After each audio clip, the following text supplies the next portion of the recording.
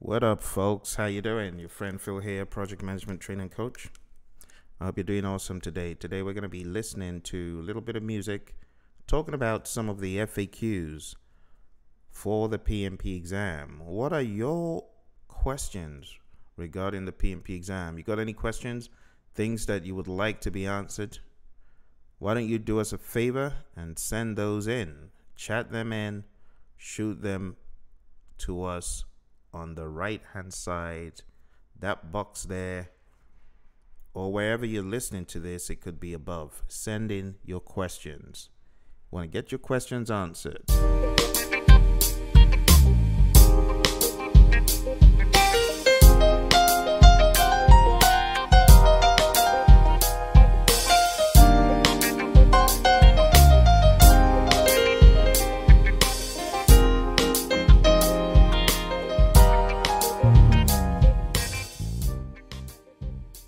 So, what are your FAQs for the PMP exam? Things that make you go,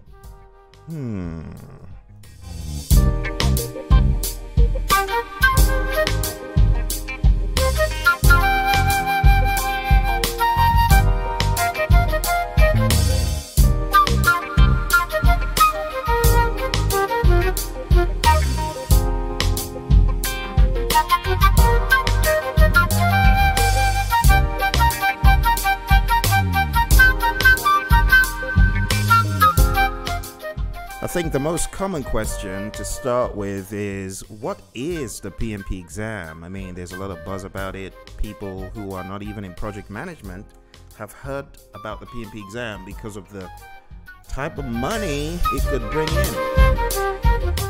You know, the PMP exam has been found to be one of those certifications that can put you up there in the top 3 to 4% of earners in the USA. That's right. Very easily put you into the 6-figure range.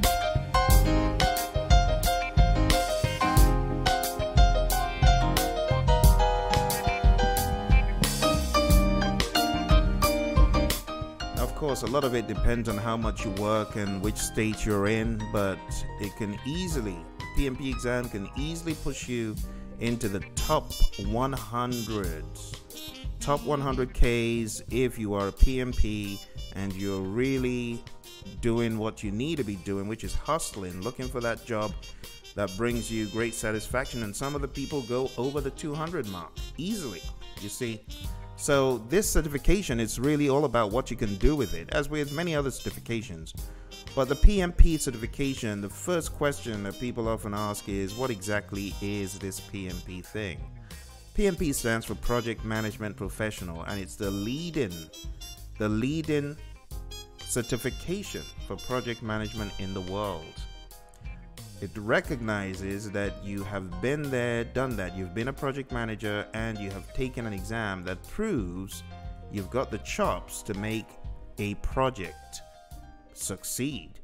Now, whether you will actually use those chops and bring it is, debatable, because it's not a practical exam. It's multiple choice, so you don't have to write anything. You don't have to stand in front of a panel. All you do is take that 200 question exam, and I mean, if you pass, you pass, and if you don't, well, you can take it again and again and again.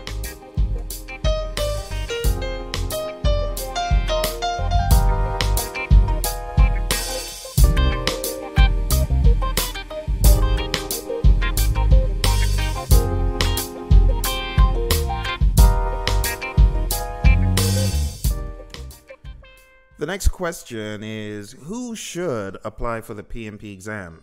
Who should go for it? Should little Johnny, who's been a project manager for the past 2 months apply for it, or should Jenny, who's been a project manager for the past 15 years, go for it? Well, in order to go for the PMP exam, you need to have a high school diploma minimum, and on top of that, 5 years of project management experience. Now, if you do not have that, maybe you've got a degree, 3-year degree, then you need 3 years of professional project management experience, within which at least 4,500 hours was spent leading and directing the project. If you are not with a degree and you've got a high school diploma, then that number becomes 7,500 hours within those 5 years. You can get all this information at pmi.org. PMI.org is the place to go to get your questions about the PMP exam details answered. Otherwise, I'm going to be covering a lot of stuff at a high level. And people often say, what exactly does a PMP have to do in their daily job? What is project management? You know what project management is? Project management is managing a short-term endeavor, usually for an organization, making the project deliverable a reality. That is really what it's all about.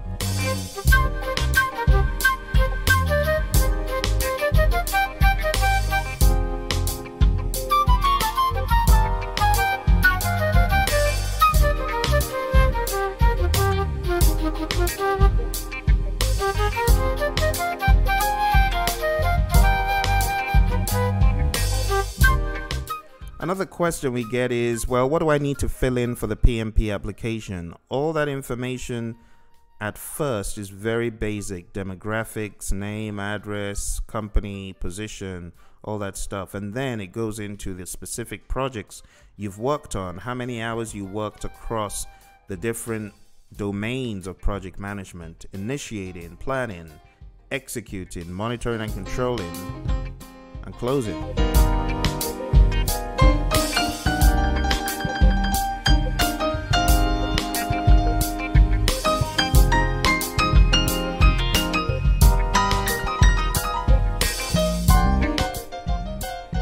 Track playing is confidence. This track hopefully will give you some confidence to face the beast.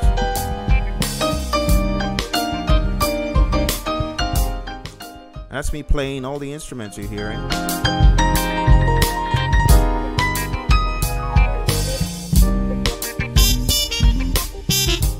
That's my real job, you know. This is my secondary job.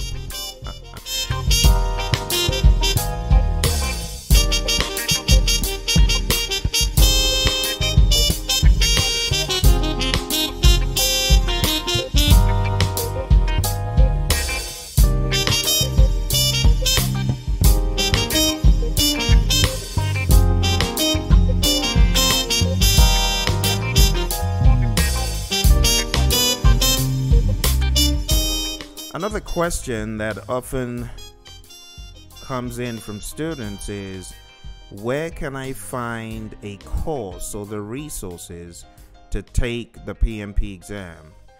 And the answer to that is there are several sources, but the source that I'm going to recommend is at www.praizion.com. We've got a course that will boot you into shape.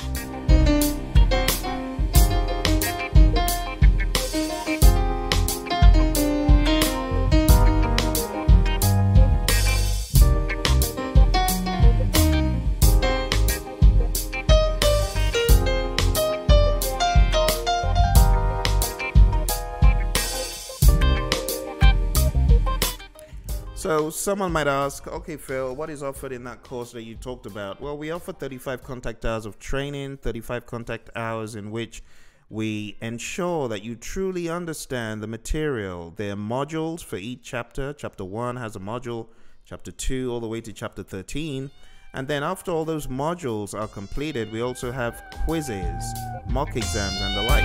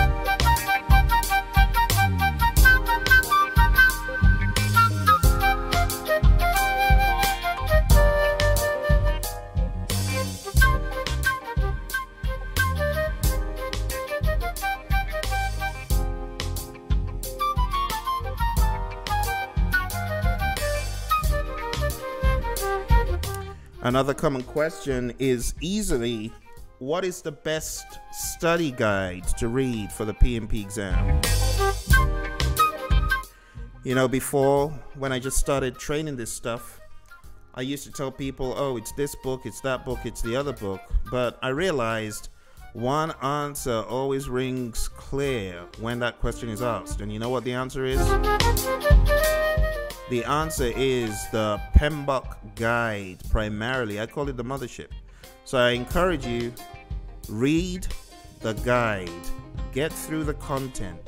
A lot of people say it's difficult to read and understand, but once you get into the nitty-gritty of the PMP exam, honestly, I mean, if you're a project manager, what's their weighting goal? This stuff, you'll see that it is a little bit belabored, but it's belabored common sense. And before you take the exam, definitely want to go through that. For those students that come on board our program, we have another study guide which students have used to ace the test, and it's called Project Management Essentials. So if you sign up for our course, you also get Project Management Essentials in addition to the learning system, which has all these videos. So if you're looking for how to break into the PMP exam, which course to get started with, which study guide, come on board our course and it will give you all the content that you need. So many folks have come on board our training and are now PMPs certified. Some have even gone on to get so many other certs.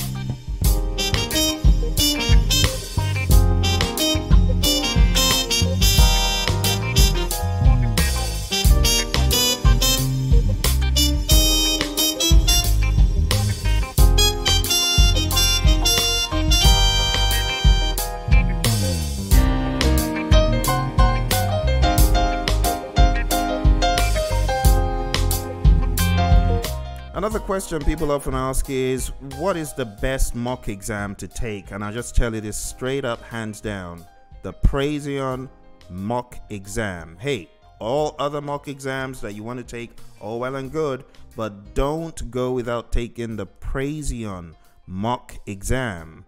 It's 200 questions and it will give you a massive run for your time and your money. If you go to Praizion.com and you look in the training menu, you're bound to see it. Now, why am I telling you it is the best?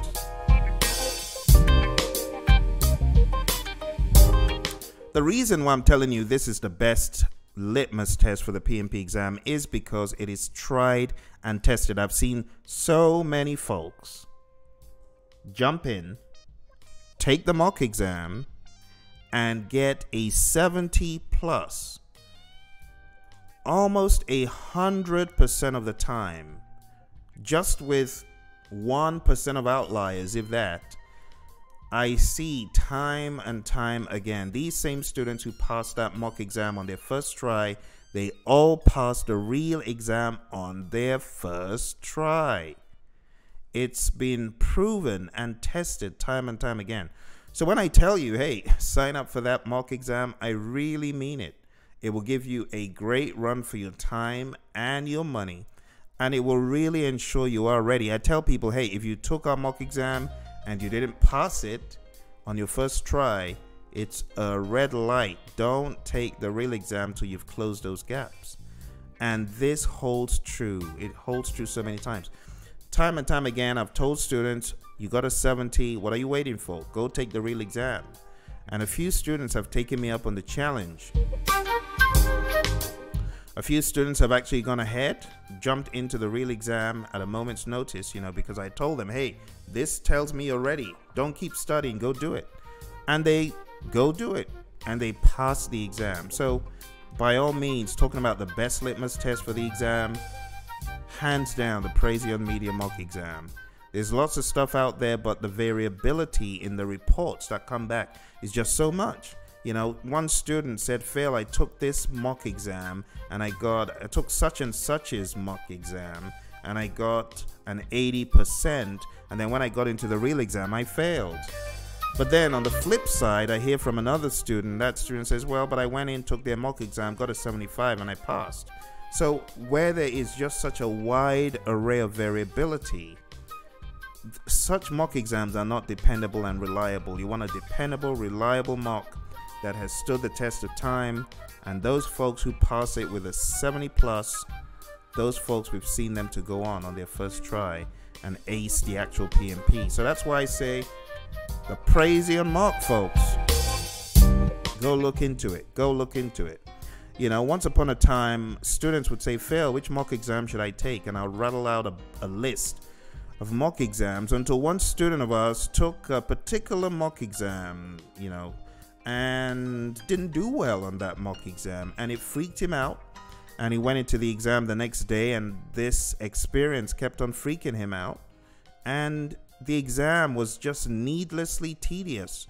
Anyway, the poor guy ends up failing, and he decides, okay, what should I do for my next try? And I say, for our next try, we're just going to focus on the Praizion stuff. And then I loaded him up with flashcards and additional knowledge ammo. Long story short, he goes in on his second try, passes it. But that taught me a lesson not to recommend mock exams that I could not validate myself. You know, so when I tell you the Praizion mocks are the ones you want to go for, believe me.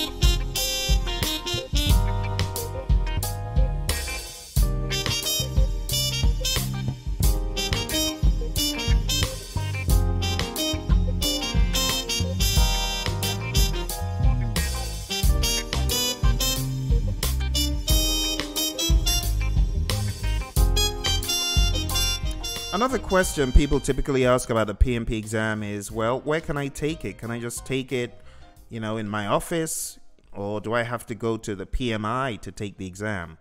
Well, the PMI, they have partnered with Prometric in most countries to offer students who want to take the exam the ability to come in, spend 4 hours thereabouts, take the exam, and right there on the spot, they receive their results. See? That said, there is the ability for businesses, companies, to conduct a PMI exam for people employed by them. So while typically most people go into a Prometric test center, there is the ability to take the exam using paper. Yeah, right there on a piece of paper, you know, like the good old traditional way. People can take the PMP exam, but there's certain criteria that have to be met before that happens.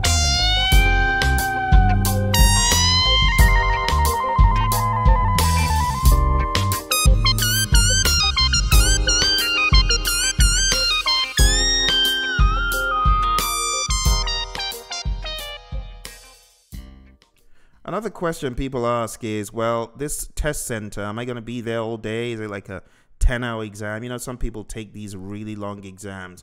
But the PMP exam is all at once. It's 4 hours, multiple choice, 200 questions. One answer is the best answer. And like I said, at the end, they tell you whether you succeeded or not. Now, what can you take into this test center? You can take some snacks, some water, some fruit, you know, bananas, oranges, apples. But you cannot put this into the locker. This has to be outside. So when you go into that test center, they'll ask you to put whatever you have outside, and then you lock up your valuables. Your phone, your wristwatch has to come off, you know, all sorts of things. You know, one of my students went into an exam, and she actually had her engagement rings taken off because, you know, the people examining, they're like, well, we need to make sure you're not carrying any microfiche, or whatever they call it.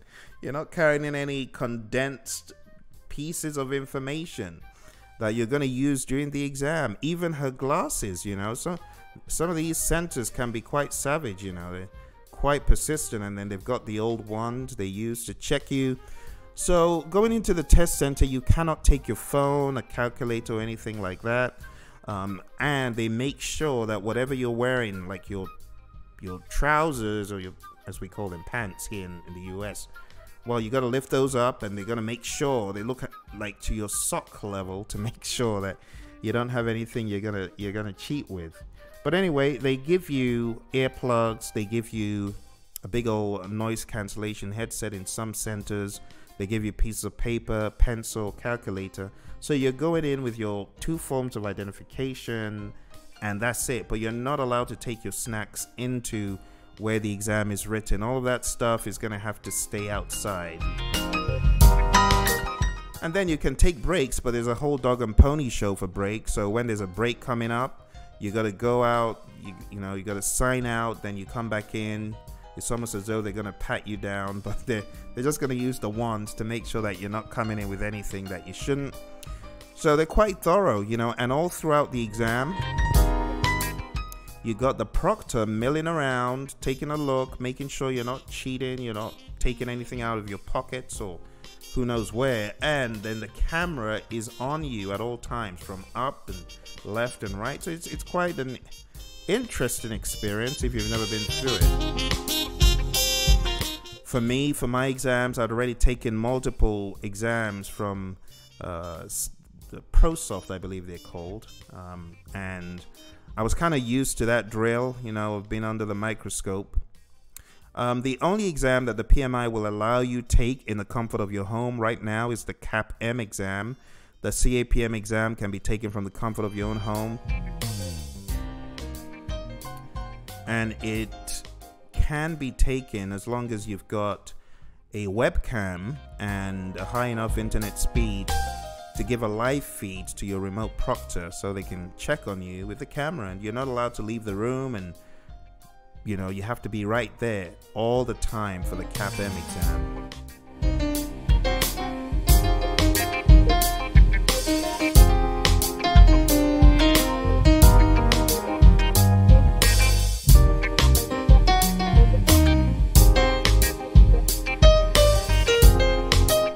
It's often asked, hey Phil, I would like to go into Prometric and just take a little look around. Is that allowed? Absolutely. I mean, I did that before my exam. I went over to the Bethany Home Road Prometric in Arizona and just let them know, hey, I'm coming on Saturday. Just wanted to check out the place. How y'all doing? And they were very friendly. And I've done this in so many Prometric test centers. I've done this a couple of times in Arizona. There's one on Camelback as well. I did that. And then in Denver, Colorado. Yeah, Colorado Springs, I beg your pardon. I went up to Colorado Springs, took an exam there for the risk management professional exam. Or the schedule, good Lord, I've taken so many of these things. It was the schedule management professional exam. Went out there to train a company and suddenly got the desire to take the SP exam. Instead of waiting to get back to base, I decided to take it out there. I've also taken other exams out in London, Cloak Lane. I've taken the CAPM exam out in Cloak Lane. That was nice.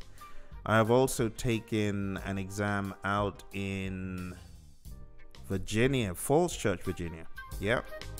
So, yeah, the Prometric test centers, you could go in there. All of these test centers, I went in there the day or week before just to check it out and make sure that I wasn't going to have any surprises. Kind of scouted out the area for a place to chill out so I could do my last minute revision before jumping in. It's more of a comfort thing. Last minute revision, it just calms you down, doesn't it? So, yeah, that's all right if you want to do that, but check out the surrounding areas for places that may interest you for whatever you want to do before and after. I got done with my exam at Falls Church and went out for a celebration dinner. Yep, right there in the same building. So check out the area and you'll be glad you did.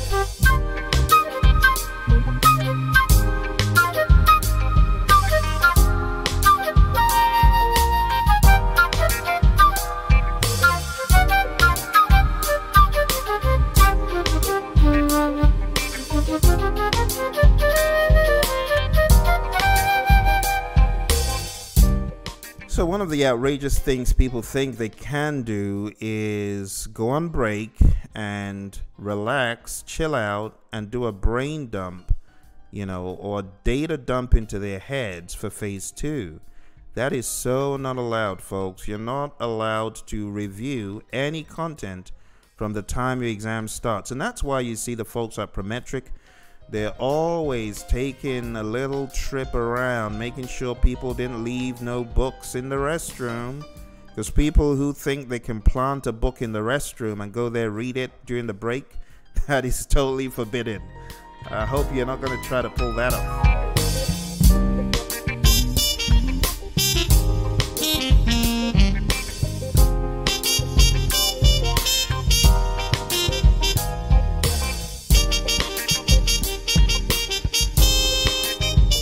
One of the questions that I get a lot is, Phil, what is the passing score of the PMP exam? There's no passing score revealed.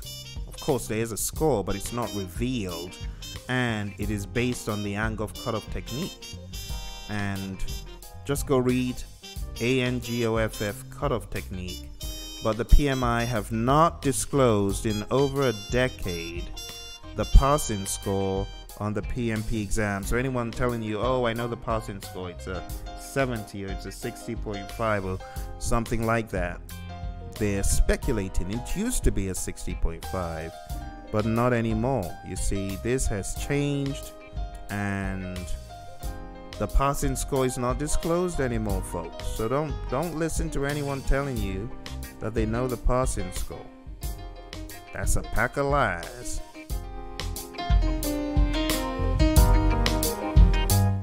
Besides, though, I mean, why do people really want to know the passing score? The bottom line is you have to pass the exam, period. Whether you know the passing score or not, that is so irrelevant. I mean, what are you going to do with that information? Not much. You know, what are you going to do with it? If you know the passing score, do you really think that could help you pass the exam? By targeting the bare minimum? No, it's not going to help you pass. So, you know, don't freak out about the passing score. Just do the best you can and aim for the moon. Aim for the 100%. And if you miss the 100%, which is like the moon, at least you find yourself among the stars, the 90s, the 80s, at least you're going to get above target, right? So aim for the highest possible, max out on your PMP exam prep. You know, don't try to cut corners, max out in a huge way on your prep. That's what I would recommend. So as far as a passing score, you know, people saying they know it, it's a big fat lie. Also, people say, Phil, what is the pass rate on the exam? Another huge lie is the 50% rule that people talk about. Some people say, oh, 50% of the people fail. That's unfounded. It is not proven, and anything you hear outside about how many people fail the exam or how many people pass, that's all lies. Lies, lies, lies. Don't listen to those lies.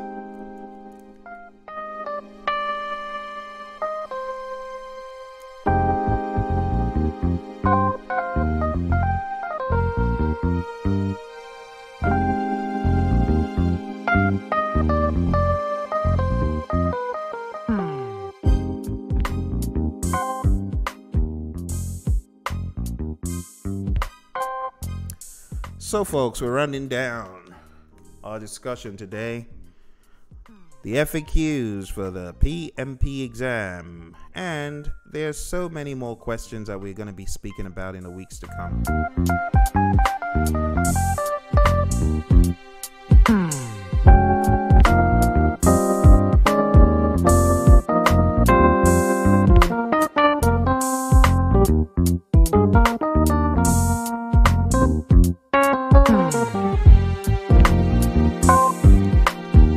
Last but not least, I'll answer the question, what happens if I fail the exam? Well, first of all, get your mindset right. Believe that you are going to pass. That is the most important thing. Give yourself a head check. Tell yourself, I will pass. And you need to get ready. That's what you need to do. So quit speaking negative to yourself. But if someone other than you were to fail the PMP exam, they can take it again. They just have to pay some additional fees. So if you're a member of the PMI, you pay $275. If you're not a member of the PMI, then you pay $375. And that's why I tell people, become a member of the PMI, because everything is cheaper in the long run. The amount of money you need to renew, the amount of money you need to retake the exam, you know, if you ever needed to, stuff like that. It all becomes a lot cheaper in the grand scheme of things. So I'll encourage you, become a member, sign up to become a member, and everything gets cheaper. Now, the cost for the exam itself is $555. That ain't chump change. So you want to make sure your A game's on, you know, before you go take the PMP exam. CAPM exam is a lot less.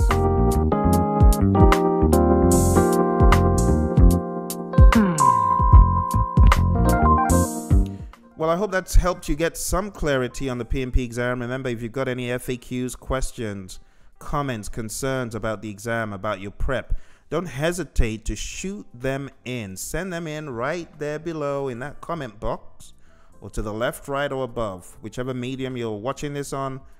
Get back and we'll be more than happy to answer your questions on our next episode. Thank you very much for checking out PM Radio. Appreciate you following the channel and look forward to your questions. Bye for now.